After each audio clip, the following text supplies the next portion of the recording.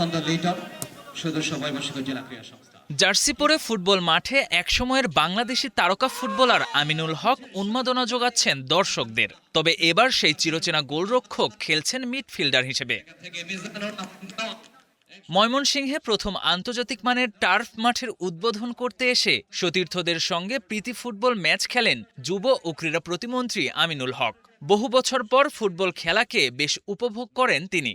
দিন দিন খেলার মাঠ হারিয়ে যাওয়ায় প্রতিটি জেলায় কৃত্রিম খেলার মাঠ তৈরির পরিকল্পনার কথা জানান তিনি। বিভিন্ন জেলা বা বিভিন্ন বিভাগীয় শহরে আমরা এই ধরনের টার্ফ প্রতিষ্ঠিত করতে চাই, যাতে আমাদের যে জেনজি প্রজন্ম তারা এই টার্ফটিকে অনেক বেশি পছন্দ করে, এবং তাদের জন্যই আমাদের এই উদ্যোগ রয়েছে যে আমরা প্রত্যেকটি এলাকায় আমরা এটা করতে চাই।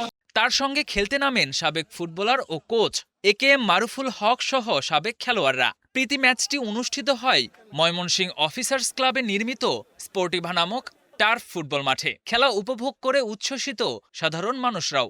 সবাই মোবাইলে আসক্ত হয়ে যাচ্ছে, যার কারণে এত বেশি অ্যাক্টিভিটিস করা যাচ্ছে না।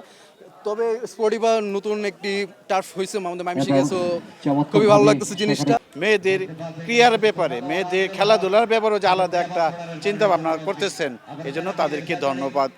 এরকম আয়োজন যেন সবসময় হয়, এটা যেন ব্যবসায়িক কেন্দ্রিক না হয়, যেন স্বতঃস্ফূর্তভাবে এটা বেশি বেশি আয়োজন করা হয়। আমি মনে করি যে এটা আজকের খেলার মাধ্যমে যে মন্ত্রী মহোদয় আসলেন, সে থেকে আমার মনে হয় সাধারণ ছাত্ররা, সাধারণ যুবকরা এবং স্কুলের ছেলেমেয়েরা বেশ উৎসাহিত হবে। খেলা পূর্ব উদ্বোধনী অনুষ্ঠানে প্রধান অতিথির বক্তব্যে ক্রীড়া প্রতিমন্ত্রী বলেন, প্রতিটি জেলা ও ইউনিয়নে অনলাইন রেজিস্ট্রেশনের মাধ্যমে দেশের ৪,৫৯৯টি ইউনিয়নে 10টি ইভেন্টে চালু করা হবে দ্বিতীয় নতুন কুড়ি আসর। ৪,৫৯৯টা ইউনিয়নে দল গঠন করতে হবে। 14 লক্ষ ক্রীড়াবিদের অংশগ্রহণে ইনশাল্লাহ আমরা দ্বিতীয় যে নতুন কুড়ি আসর ইনশাল্লাহ আমরা এখন পর্যন্ত আশা করছি মাননীয় প্রধানমন্ত্রীর সানুগ্রহ অনুমতি ক্রমে আমরা অক্টোবরের ফার্স্ট উইকের দিকে আমাদের এই উদ্বোধনী অনুষ্ঠান শুরু করার কথা।